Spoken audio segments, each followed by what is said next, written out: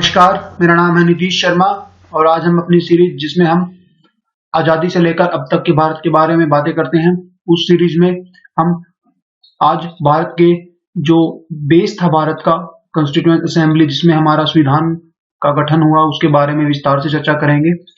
उससे पहले आप सबको हैप्पी दिवाली। हंसते मुस्कुराते तुम दीप जलाना, जीवन में नई खुशियां लाना, दुख दर्द अपना भूलकर तुम सबको गले लगाना। तो आप सबको शुभ दीपावली। इसी नोट के साथ आज की वीडियो शुरू करते हैं। कॉन्स्टिट्यूएंट असेंबली ऑफ इंडिया, इसके बारे में हम विस्तार से चर्चा करेंगे। सबसे पहले हम बैकग्राउंड में जो घटनाएं घटित हो रही थी उनके बारे में चर्चा करेंगे।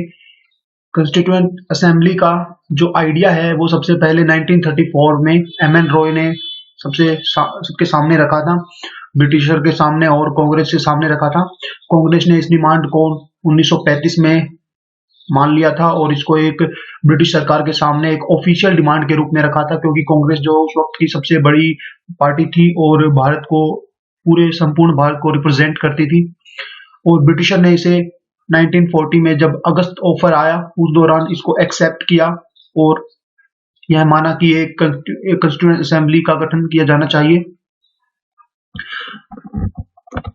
हालांकि इसे आते आते काफी समय लग गया, क्योंकि बीच में वर्ल्ड वॉर 2 भी चल रहा था, तो उसके दौरान ब्रिटिशर उसमें पार्ट था। तो उस दौरान अगस्त ऑफर तो 1940 में आया था, लेकिन कॉन्स्टिट्यूएंट असेंबली 1946 में इसका पहली बार चुनाव हुआ था। एक जिसका चुनाव जो है वो एक सिंगल ट्रांसफरेबल वोट के कारण से हुआ था। और इसका पर्पस क्या था? इसका पर्पस ये था कि कैसे जो हम आजाद भारत होगा, जिसे 15 अगस्त 1947 में आजादी मिली थी।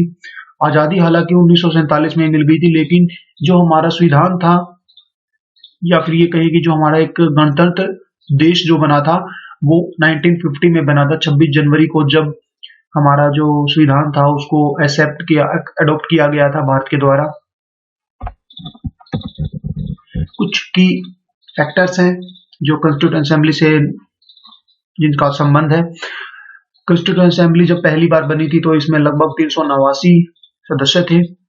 आजादी के बाद जब पाकिस्तान अलग हो गया तो इसमें सिर्फ 299 सदस्य रह गए, और जिसमें से 229 तो ऐसे थे जो ब्रिटिश प्रोविनेंस या फिर जो ब्रिटिश इंडिया कहा जाता था उस समय उसके मेंबर थे।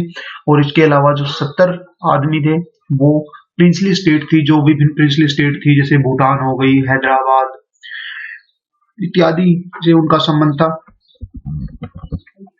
और इस कॉन्स्टिट्यूएंट असेंबली का चेयरमैन उस व्यक्ति को बनाया गया था जो इस सभी मेंबर्स में सबसे ओल्ड एज थे, डॉक्टर सच्चिदानंद सिन्हा। हालांकि ये एक टेम्पररी चेयरमैन बनाया गया था इनको, इनकी उम्र के अनुसार। बाद में फुल इलेक्शन हुए इसके और डॉक्टर राजेंद्र प्रसाद को एक फुल फ्लेज्ड प्रेसिडेंट बनाया गया कॉन्स्टिट्यूएंट असेंबली का, और इसका वाइस प्रेसिडेंट हरेंद्र कुमार बैनर्जी मुखर्जी को बनाया गया था, और इसका कॉन्स्टिट्यूशनल एडवाइजर बी.एन. राव को बनाया गया। जवाहरलाल नेहरू ने 13 दिसंबर 1946 को एक ऑब्जेक्टिव रिजोल्यूशन प्रपोज किया इस कॉन्स्टिट्यूएंट असेंबली के मेंबर्स के सामने, जिसका मुख्य उद्देश्य यही था कि जो हम संविधान बनाएंगे उसमें हम क्या क्या प्रमुख बिंदु रखेंगे जिसके अनुसार हमें संविधान बनाना है। एक तो ये होना चाहिए कि जो इकोनॉमिक और पॉलिटिकल जस्टिस होना चाहिए, इक्वालिटी होनी चाहिए, फंडामेंटल फ्रीडम होनी चाहिए। और इसको 22 जनवरी 1947 को सभी जो प्रीएम्बल के रूप में, जो भारत का प्रीएम्बल है उसके रूप में अडॉप्ट कर लिया गया था 22 जनवरी 1947 को। जो फाइनल डॉक्यूमेंट तैयार हुआ था हमारा कॉन्स्टिट्यूएंट असेंबली का, उसमें लगभग 395 आर्टिकल थे, 8 शेड्यूल थे और 22 पार्ट थे इसके, और लगभग 11 सेशन हुए इसके, और टोटल इसको 2 साल 11 महीने और 17 दिन लगे। और इसकी पूरे कॉन्स्टिट्यूएंट को फ्रेम करने में लगभग 64 लाख का उस समय खर्चा हुआ था।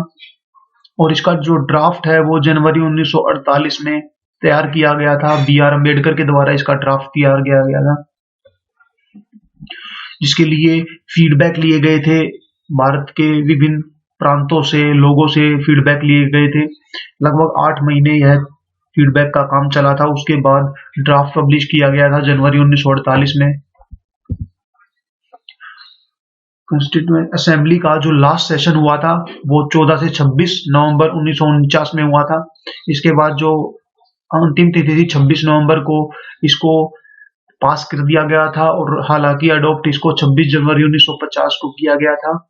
और उसी दिन से हम 26 जनवरी को अपना रिपब्लिक डे मनाते हैं, क्योंकि इसी दिन भारत एक गणतंत्र दिवस के रूप में उभरा था। इसी दौरान जब कॉन्स्टिट्यूएंट असेंबली का गठन हो रहा था, उसी दौरान भारत का राष्ट्रीय ध्वज है जो 22 जुलाई 1947 को अडॉप्ट किया गया था, जो हम आज के दिन नेशनल फ्लैग अपना देखते हैं। और जो नेशनल एंथम थी हमारी जनगणमन, उसको भी 24 जनवरी 1950 को अडॉप्ट किया गया। कॉन्स्टिट्यूएंट असेंबली में कुछ पार्ट बनाए गए जिसमें अलग अलग कमेटियां बनाई गई थी। इसमें जो प्रमुख कमेटियां थी उनके बारे में हम अभी चर्चा करते हैं। ड्राफ्टिंग कमेटी, जिसके चेयरमैन डॉक्टर BR अम्बेडकर को बनाया गया था, और यूनियन कॉन्स्टिट्यूशनल कमेटी के चेयरमैन जवाहरलाल नेहरू को, यूनियन पावर्स कमेटी के चेयरमैन भी जवाहरलाल नेहरू ही थे, और स्टेट कमेटी के चेयरमैन भी जवाहरलाल नेहरू थे। और जो स्टीयरिंग कमेटी थी उसके चेयरमैन राजेंद्र प्रसाद को बनाया गया। रूल्स ऑफ प्रोसीजर कमेटी के चेयरमैन राजेंद्र प्रसाद को बनाया गया था।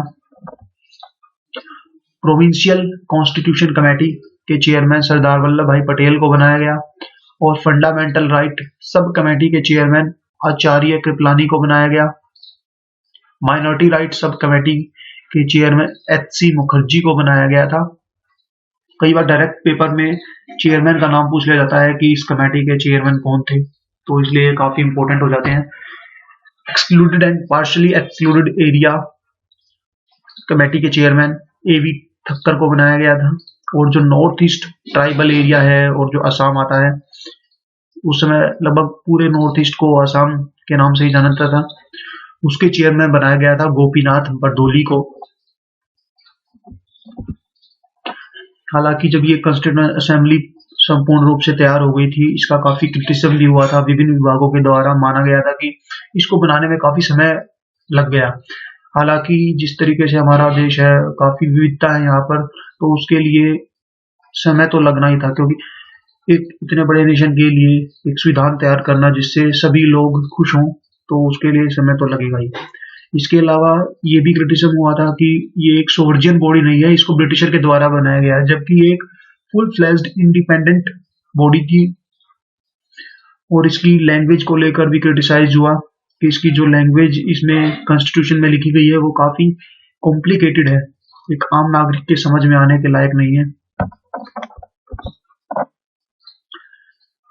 और बहुत सी ये भी डिमांड उठी थी कि इसमें जो डोमिनेशन है पूरी कॉन्स्टिट्यूएंट असेंबली में वो कांग्रेस पार्टी का है। लेकिन अगर ये भी मान लिया जाए कि कांग्रेस पार्टी का ही डोमिनेशन था, तो जो कांग्रेस पार्टी थी वो एक हिट्रोजिनस पार्टी थी। वो ऐसी नहीं सिर्फ एक किसी खास विभाग को और किसी खास कम्युनिटी को रिप्रेजेंट कर रही थी, उसमें भारत के विभिन्न सोसाइटी के जो आदमी थे वो उसके मेंबर थे। तो ये क्रिटिसिज्म भी एक फेल हो गया था। इसके बाद ये बोला गया कि इस कॉन्स्टिट्यूएंट असेंबली में ज्यादातर जो असेंबली को मेंबर हैं वो ज्यादातर हिंदू डोमिनेंस के हैं, मतलब हिंदू धर्म को फॉलो करने वाले हैं, क्योंकि ये प्रोपोर्शनली रिप्रेजेंटेशन के अकॉर्डिंग माना गया था। हालांकि ये दावा भी गलत साबित हुआ, क्योंकि इसमें सभी धर्मों से रिलेटेड लोग थे। तो कैसी लगी आपको ये वीडियो जरूर बताइएगा। हमारे चैनल को सब्सक्राइब कीजिए। इसके अलावा ऐसी ही और भी वीडियो देखने के लिए आप करंट अफेयर प्लेलिस्ट को प्ले कर सकते हैं। इसके अलावा विभिन्न राज्यों के बारे में जानने के लिए विभिन्न राज्य से जुड़ी हमारी प्लेलिस्ट, जिसमें आप लगभग अब तक हम 21 राज्य हैं जो कवर कर चुके हैं, और अगली वीडियो जिसमें हम गुजरात राज्य के बारे में चर्चा करेंगे, जल्दी आएगी वो वीडियो। तो बने रहिए हमारे साथ। Thank you.